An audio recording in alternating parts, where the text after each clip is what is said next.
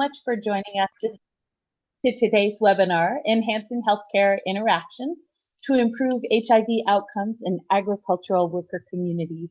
If you have a moment and haven't done so already, please feel free to put your name and your location, your health center in the chat so we know where you're all from.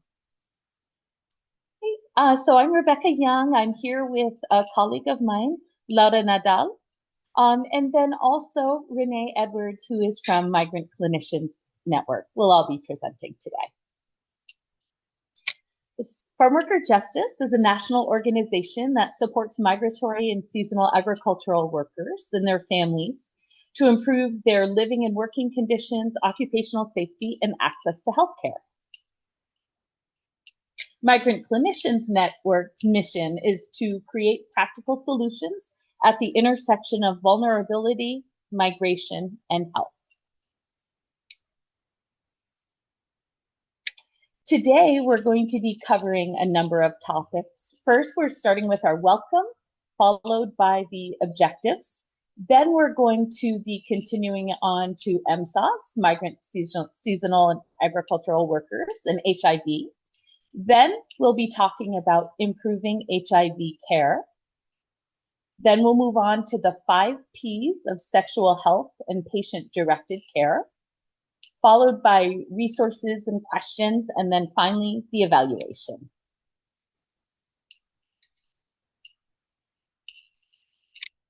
Today's webinar objectives are to understand the barriers that may prevent migratory and seasonal agricultural workers from accessing healthcare, to discuss strategies to communicate effectively about sensitive topics with patients, and to outline the 5 Ps of taking a sexual history to ensure effective care. Awesome. Thanks, Becca. So I'm going to be talking here about migratory and seasonal agricultural workers and HIV. So our first slide is about why these workers are at risk. So they face various economic and health-related needs. They often are frequently relocating due to their work and experience loneliness and isolation due to this. Agricultural worker camps are usually in very rural areas. They have heightened sexual violence and intimate partner violence, and they often lack healthcare access. As well, when they are in healthcare settings, there are often communication limitations. So in the language aspect, they often require translation and interpretation. We encourage the use of simple and clear language when speaking with MSOs. There can often be misunderstandings, so it's important to ask open-ended questions to understand the patient's beliefs fully and be aware of nonverbal communication differences. MSOs also often fear or mistrust healthcare systems and providers. So discuss the confidentiality of healthcare interactions with your patients, offer reassurance about care, quality, and privacy, and then always invite questions from them.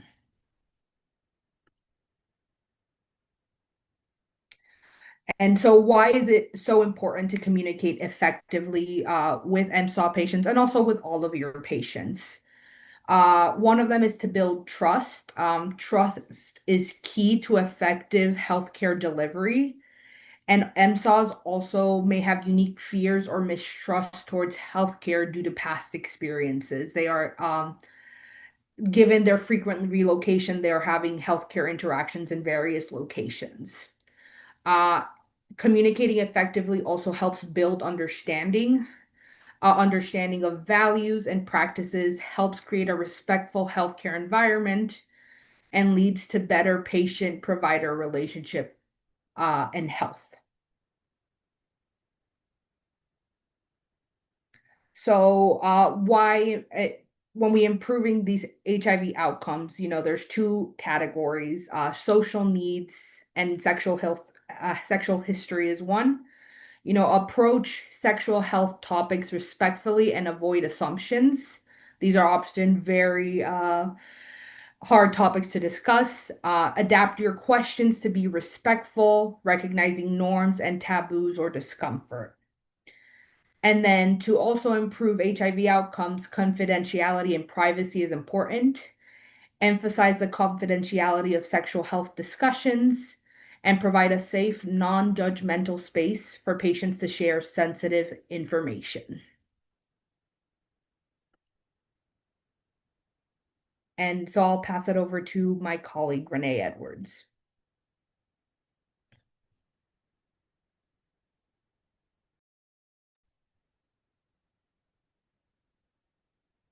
Okay, finally able to get all the little pieces going here. All right, thanks everyone for joining us today. I just want to take a moment and acknowledge that a lot of our slides today are based off previous work that we have done collaboratively with Jenny Waugh from the HIV and STI program at the Michigan Department of Health and Human Services. Just a little acknowledgement because she could not be here with us today.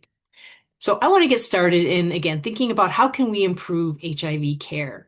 We really are going to have to ask direct, relevant questions of our patients. We're still going to have to walk through a step-by-step process here today to collect a solid sexual history that will guide you on which patients may benefit from both HIV and sexually transmitted infection testing, which I'll refer to as STI, throughout the following slides.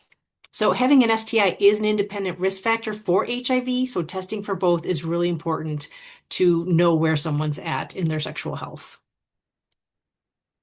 Next slide. Sexual health screenings are something that we should be doing at least on an annual basis, and perhaps more frequently for patients depending on their circumstances, maybe as often as every 3 to 6 months, again, depending on what you find out from them for their sexual activities. So we really want to be talking about this because things changed since the last time you saw them, or if they're new, there's things you need to know. Maybe they recently got a divorce, they got a new partner, they started using dating apps, or some other change that we won't know if we don't ask. And I want to say right from the start, and I'll say it a couple more times throughout this presentation, don't make assumptions that if someone is married, or if their partner doesn't have any other partners, that they're perfectly fine and don't need any of these kind of services, right? A large portion of people that go to STI clinics are married, and a lot of sex workers will report that their clients are married as well. So people may have no idea what their partner's doing, because partners don't often share these kind of things, right? So making sure that you're really getting into information with your patients and keeping in mind that they may not know what their partners are doing. So, few people who may be at increased risk for exposure to HIV include men who have unprotected sex with men, people who have condomless sex with multiple partners, people who have sex with anonymous partners or partners that they don't know their HIV status because people don't always just come out and announce it, and patients who have recently been diagnosed, treated, or had symptoms of a sexually transmitted infection. Next slide. So the health screening really should be for a whole variety of people. And again, these really involve some complicated conversations. So other high-risk patients that you might see in your clinic could be someone who injects drugs or shares injection drug equipment. And again, you really have to be prepared to have this conversation. You have to be asking the question. This is not something people often just come out and announce because they're afraid of being rejected or having negative consequences, right? We want to find out if anyone is exchanging sex for drugs, money, or other resources like housing. Partners of people who live with HIV and partners of people who fit into any of those categories are at increased risk for HIV. Next slide. So doing the sexual health screening, we want to obtain an accurate and detailed history. And that's essential for knowing which sexually transmitted infections, if or when you should be testing for them, right? We want patients to know that they're not being picked on, they're not being called out for some reason. And we want to make sure that everyone understands that this is something that clinicians talk about in a normal way with all their patients. And this is part of providing the best care for everyone based on their specific circumstances. So on the screen, you can see a couple examples of things that you can say to your patients, maybe introduce the idea as I'd like to ask you a few questions about your sexual history. I ask all my patients these questions, and they're important to understand your health. That way I can provide you with the best care, right? A few simple things you can say again to make them not feel picked on. Next slide. And, for some of you, this is going to be uncomfortable. If you haven't done it before, if you haven't had previous training, you haven't had previous practice. So take a deep breath, relax. It will be okay. Take a moment with your patient, introduce yourself, tell them what your role is, and again, why you're going to be asking them these questions. Really think about the language that you're using, your tone, your facial expressions, and anything that they might perceive as being judgmental or unfriendly versus being welcoming and affirming, right? That will help them open up to you. And, it might be a good idea, again, to have some practice before you try it the first time if you haven't done it before. Maybe with other staff, maybe with a friend, maybe even with your own partner to open up some conversation, and just saying the words out loud, it can really help you then once you start with patients. All right. So again, your attentiveness, your tone, think about your body language. Do you look relaxed? And are you keeping a straight face when they tell you something maybe that you've never heard before? Be prepared because those things will happen, right? The more comfortable you are, the more comfortable they will be. Next slide. So we're going to cover the 5 Ps of sexual health. This is one framework for working through collecting a sexual history. When CDC and other organizations started to focus on collecting sexual histories, they started with these 5 key areas to discuss. Over time, a few more important topics came up in addition to the original 5. And in Spanish, the words don't happen to start with Ps necessarily, so they won't be referred to as the 5 Ps in Spanish, but we are talking about the same thing. Next slide. So first, let's think about partners. You want to ask your patients, who do you have sex with? Men, women, both, something else? How many sexual partners have you had in the past 6 months? Do you know whether your partner has other sexual partners? Do you typically know your partners, or are they anonymous? Many people use dating apps nowadays, and some of them, particular things like Grindr, and others that are designed for the men who have sex with men population, have ways of just doing a geolocation kind of thing. So they can have their location available to people around them and let them know that they're available for a hookup. So people can meet people that they know nothing about, do what they're going to do, and go their separate ways. And then next thing you know, they have symptoms. They have no way to reach that person again, right? This is a thing. Obviously, everyone doesn't do this, but people definitely do it. So keep that in the back of your mind when you ask them if they're using apps or not. And then ask them, could you tell me about your current relationships? Do you feel safe in your current relationships? Do you feel safe at home? And have you had any unwanted sexual contact? So, be prepared. These could be hard answers you may be getting from your patients with these. So really think about, do you have resources available to help them if they are unsafe, or if they've had unwanted sexual contact, whether it's an assault or some other kind of forced situation, right? How do they handle that? How can they get out of it in the future? How can they be well now? Next slide. We want to know about their practices. What type of sex do you have? Specifically, do you have anal sex? Do you have vaginal sex? Do you have oral sex? Are you the receptive or bottom partner? Are you the insertive or top partner? And these are terms that are commonly used with men who have sex with men. Being receptive puts you at a little bit increased risk for exposure to HIV. And being insertive gives you a little bit less. You still have risk, of course, but it's slightly less. So knowing what your patients are doing, and sometimes they do both, right? They may do both things. So asking them will help you understand what exactly they're doing. Okay, have you ever been drunk or high when you're having sex, right? When people are drunk or high, they sometimes make decisions that they wouldn't otherwise make if they were sober. And so that can increase their risk as well. Or do you have partners who have ever injected drugs, right? That puts that person at increased risk. And have you ever exchanged sex for food, drugs, money, or housing? This is often referred to as survival sex. It's a common scenario for kids who are kicked out of their parents' home because their parents don't like who they are. And that puts them at very high risk for selling sex just to be able to survive. They may get picked up for trafficking as well, because they're easy on the street. And this is not just for kids. This is in particular a danger that I've seen with kids working in health department, STI clinics. But also, again, this can happen to any adults. When someone is out on the street selling sex for different things is the fastest and easiest way to get them the basic things to survive their day.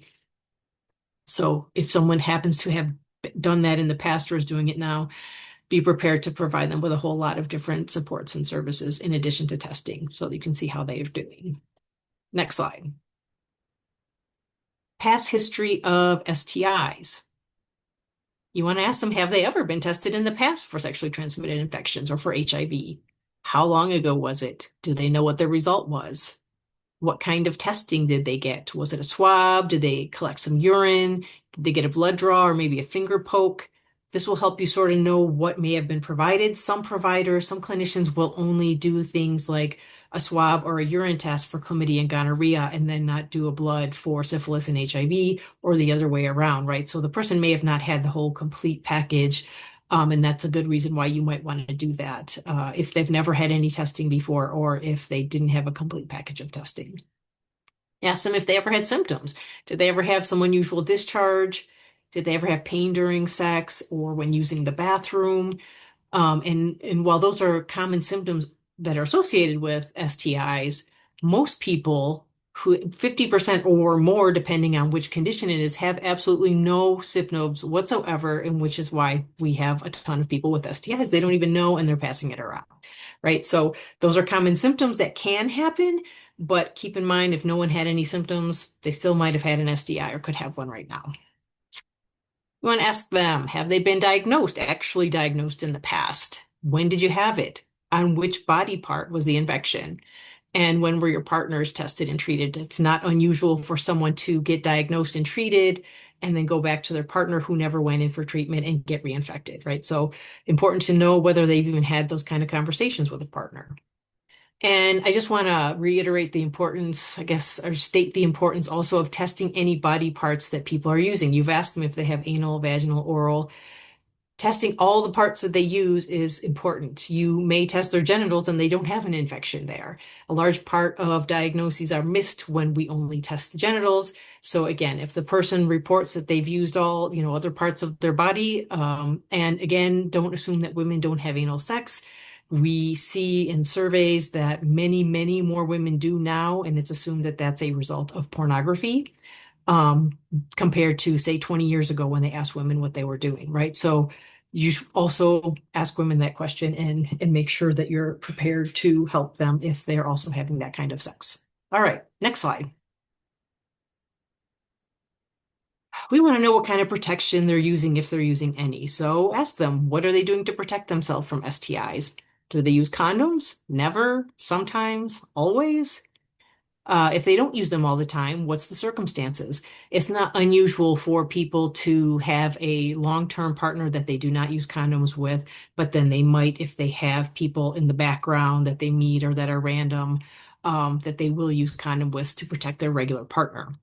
So asking them how and when they use them, or it could be again that if they drink or get high, that they sometimes forget to use them, even if that was their intention in those moments, right? So how can we help them better develop those skills of using condoms more frequently or just understanding their risks when they don't use them all the time?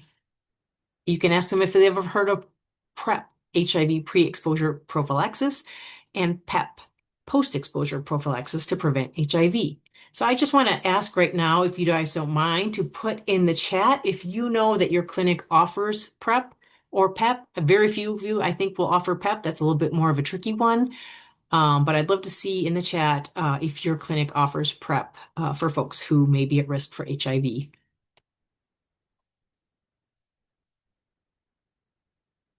I see some yeses. That makes me very happy.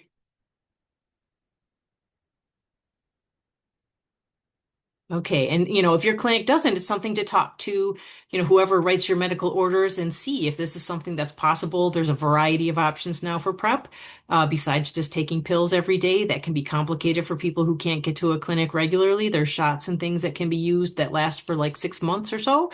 So think about it, talk to your folks. If you don't, love to see more people doing it. It's a very simple prescription to give.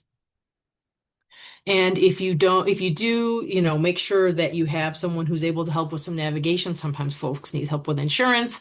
They might just need help with some of the other options that pharmaceutical companies provide to help people be able to afford getting PrEP. And then ask your patients too, hey, have they been vaccinated for HPV? Uh, I think most younger people will have had it, but now they've really expanded the age range of who can get an HPV vaccine. And so there's older folks who have different things going on. And just a reminder too, seniors do have sex, so don't count them out either when you're having these conversations, okay? But back to the HPV, most people that have had unprotected sex with more than one person in their life has had some kind of HPV, believe it or not, right? There's more than 150 types, most of which don't even cause visible lesions in the skin. So the vaccine prevents against cervical cancer, right? The couple kinds that cause cervical cancer. It doesn't prevent warts. It doesn't prevent the other HPVs that don't really have any obvious symptoms, right? But lots of people carry it and have no idea because nothing's obviously happening. But, we can prevent all that with the vaccine. Next slide. Pregnancy. Do you or your partner have current plans to become pregnant? Are you currently doing anything to prevent pregnancy if that's not what you want? And how important is it to you to prevent it if you don't want to become pregnant right now? So you can offer them options for different kinds of birth control. You can ask them, it might even be the opposite. They're trying to get pregnant, but it's not working out, right? So do you have a fertility clinic in your area that they could be referred to? How far away is it? Different things that you may need to offer depending on what their answer is. Next slide. And I mentioned that there's a few other P's that we believe are important now for you to consider when you're having these conversations. One is pleasure. Are you currently satisfied with your sex life? Are you able to have a pleasurable experience, right? Is it enjoyable for you? And if not, let's try to understand what's happening. Why not? Are you having pain, which might be an indication of an infection or some other problem that we should try to figure out and take care of? Is it a lack of arousal? There's all kinds of medicines for men who might be having arousal problems, and there's a few things that might help women too. If they're premenopausal like me, it might be that they could benefit from some hormones that might also help other symptoms that they're having. Might be that helping them get comfortable with going to the store and buying some lube as an option to help them. It just really depends specifically what is happening with them. Sometimes you can have those available. There are health departments as well that may provide things like lube and condoms. So just going back to that, always think about your health department. Sometimes they will offer them for free to other clinics. So always check in and see if you can't get some of those. But going back to the other P's. So problems again, what kind of problems someone might be having and how might we help them address those problems? And permission. Do you feel pressured or threatened to have sex in your relationships? If that's the case, again, you may be entering into some difficult conversation with your patients and how to help them be safe and either get out of or manage situations where they're being pressured to do something that they may not want to do. Next slide. All right, so a few other recommendations for you to be thinking about as you're going through all this and as you prepare to have these conversations. Focusing on any sexual health goal setting for them to be healthy and safe, right? What is it that they're really going for? How do they want things to be, and how can we help them get to where they want to be and being safe and healthy when their sexual relationships? Explain that HIV and STI prevention strategies can include a whole bunch of different methods. So it might be consistent condom use, or again, perhaps using condoms if they're having relationships with people that they don't know or don't know well. Reducing the number of partners for someone who may have a large number of partners. Might be mutual monogamy. That's a way that they can talk with their partner and agree that they're only going to have sex with each other and no one else during the time that they're together. The fail proof is not having any sex of any type whatsoever or abstaining, right? That was a hot topic back a while ago, and I think it might be returning. So that may work for some people. Most people I talk to, that is not an easy way to manage their sexual health. But for some people, it may work. Using PrEP, right? If the main thing they're concerned about is not getting HIV, or if they are having more than one partner in recent times, using PrEP might be the way to go. And it's just as good for women as it is for men, although there's different options that are better for women. All the options work well for men. And then we mentioned using condoms, and I just want to specify that there are internal condoms in addition to the usual external condoms that we're used to seeing that unrolls onto a penis. The internal condom, which are much harder to come by and are much more expensive, can be completely controlled by someone who wants to use it for vaginal or anal sex. They can be inserted ahead of time, and they are completely controlled by the person then who's the receptive person. And then getting some lubricant even as well, right? That's a great way to prevent tears and keep things to be smooth flowing and not rough and difficult. All right, so we want to encourage ongoing testing. Again, now you've had this conversation and just helping to encourage them to come back if they need to, give them positive feedback for any of the things that they're agreeing to try to use as a preventive method and to keep themselves healthy. Next slide. Some terminology to think about when you're having the conversations.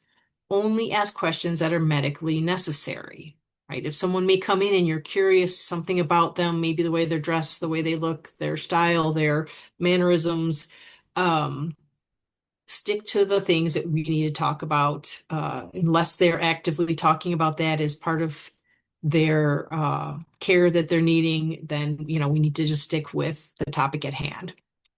Avoid asking questions that imply opinions about what is right or wrong, right? What everyone thinks is right or wrong is going to be different from me to you, to your grandma, to the lady down the street, right? Everyone is going to have different opinions, and these are generally strongly held opinions. So let's keep that they are opinions. We have ours, people have theirs.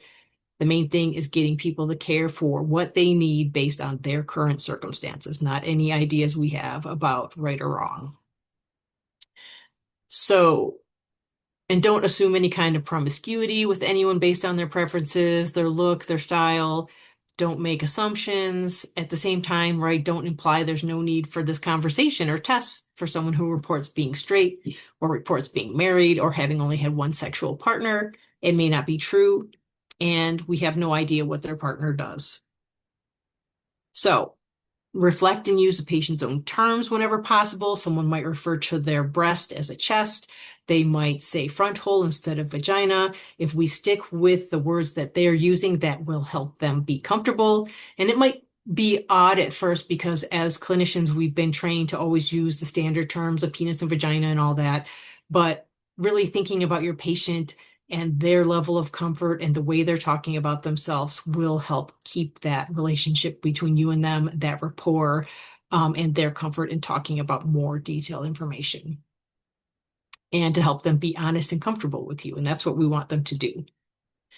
So on the same line, avoid any kind of medical jargon, right? It's always better to just try to use the most basic words you can to talk about healthcare issues, provide clarity. If you realized you said something that might be kind of complicated, just take a moment to re-explain and make sure that they've got it. And then use inclusive diagrams or images. You can buy plastic models and things where you can see the whole body part and talk about it neutrally in an image or in a plastic model. And some of the plastic models there's like a clear outside and you can see the inside. This is really important for women because we often can't see the majority of our reproductive parts because they're on the inside. And so it really helps to be able to have some of those complicated explanations of what might be happening inside if someone can take a look at a model and not have to think about their own personal body. Next slide. In practice, you want to consider the context of each patient's life. Meet people where they're at without judgment. You want to develop care plans and perform exams that are relevant and specific to them. Your interview, your conversation should be done in a collaborative manner that's really centered on them and their needs. You want to keep an open mind and really continue learning new parts of your patient's lives by having these conversations with them. You want to make a conscious effort to stay up to date with terminology and address any ways your own opinions might affect your interaction. So think again about things that might make you uncomfortable and be prepared to try to keep that straight face and just keep focused on providing the health care. Next slide. I want you all to take a moment, before you get started on this and reflect. Am I offering everyone the same level of care, the same kind of tests and treatments that might be the most relevant to them? What assumptions might I make about patients and how can I address those beforehand? What are the history and traditions and values, family systems, and communication patterns for the community that I'm serving? They might be different than my own, and they may affect the way they understand things. They may affect their comfort in discussing complicated things like sexual practices and relationships. This just may not be a regular part of their life. And so it may take a time or two, three to help them really be comfortable opening up with you, right? We don't all hold the same beliefs and values, and being aware of and respecting differences without making assumptions will really build that relationship and help them open up to you. So how might these beliefs and practices influence somebody's help-seeking behavior, their perception of health, their perception of illness, their value for different kinds of treatments, and what does a disability mean to them? What does death and dying mean for them? And it could be their beliefs and understandings of these things could be very different from our own. So really being open to understanding where they're coming from, coming at these kind of conversations with curiosity to ask questions and learn more so that you can, again, provide them the best care possible. And then thinking about how can I create an environment that makes my patients want to come back to see me, right? We want them to keep coming back. The more continuous they have care with us and have a healthcare home, the better off they will be in the end. Next slide. All right. So we're just going to give a little bit of information if you have to do a physical exam with someone, some things to think about before, during, and after the exam to help your patient feel as comfortable as possible, right? So before you start any kind of physical exam, you want to stay in line of sight of the patient. Don't be like back in the corner at the computer if that's the way your office happens to be set up.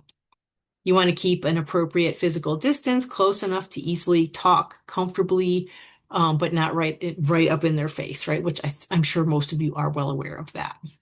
Avoid unnecessary touching and just do your best to establish rapport before you ever get to the physical exam. And then ask them how you can support them throughout the visit. You can offer a support person. So if they have another adult that's present with them, maybe they want that person to come in. Or I think what I see very often is that maybe a medical assistant or another nurse in the office might come in for the physical exam so that there's another person there to help everyone feel safe. You want to discuss the process of the exam so they know what's going to happen beforehand. And if they're looking distressed or worried, just take a moment, pause, ask them what they're worried about, and hopefully you can address any concerns before you ever get started. Next slide. During the physical exam, you want to describe each step as you go.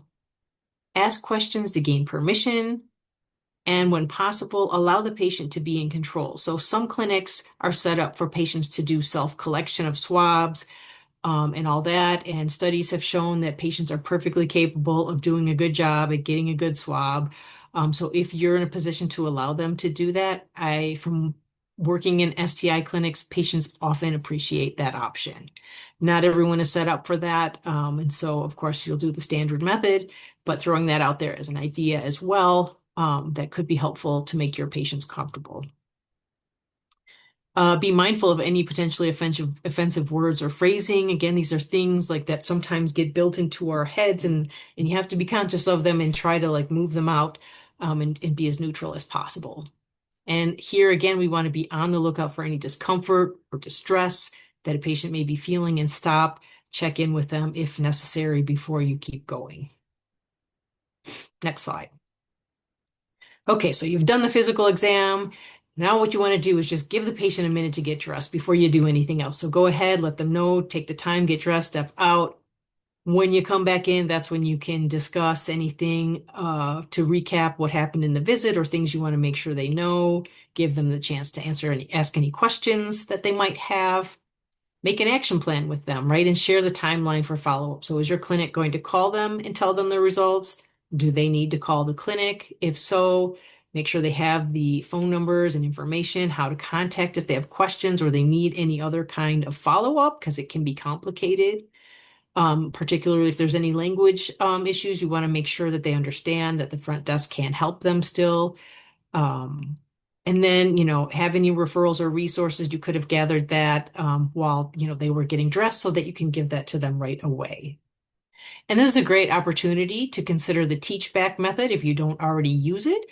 You can ask them to tell you what they need to do after they leave or what happens next or how they need to take their medicine, whatever it is that you think is the most critical 2 or 3 things that they're walking away with. Ask them to tell you what they have to do, and that way you can see, did they fully get it, or do you need to re-explain something or offer some other materials so that they have the complete information once they walk out of the clinic. Next slide.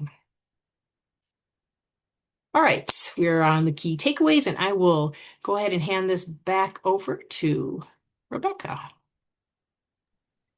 Thank you so much, Renee. That was such an informative and really interesting presentation, and I learned a lot. I'm sure many of you out there did as well, so thank you. So some important takeaways. MSAs are at increased risk for HIV and AIDS. Another takeaway is that improved access to healthcare, education, and interventions are critical to reduce the burden of HIV/AIDS.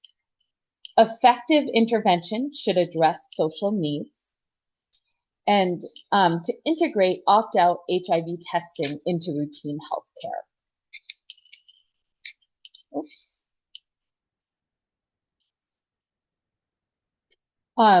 And then effective communication and sensitivity to social needs are crucial to build trust.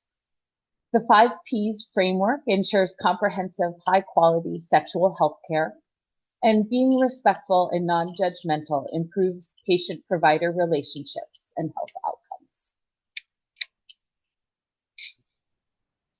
Awesome. Thanks, Becca. We want to invite everybody. We'll be dropping in some resources in the chat for everybody, and we want to invite all of you to also share any resources that your health centers or your departments of health have that you find useful in this topic. And we'll also invite you to start dropping in any questions that you might have on either the chat feature or the question. I know there is already one here, a couple here in the Q&A feature, and I'll ask it to all of our panelists here. Barbara is asking, what is the difference with the kinds of HIV tests? What is the criteria you use? And if we can share a link to learn more about PrEP and PEP in Spanish. Yeah, so for the HIV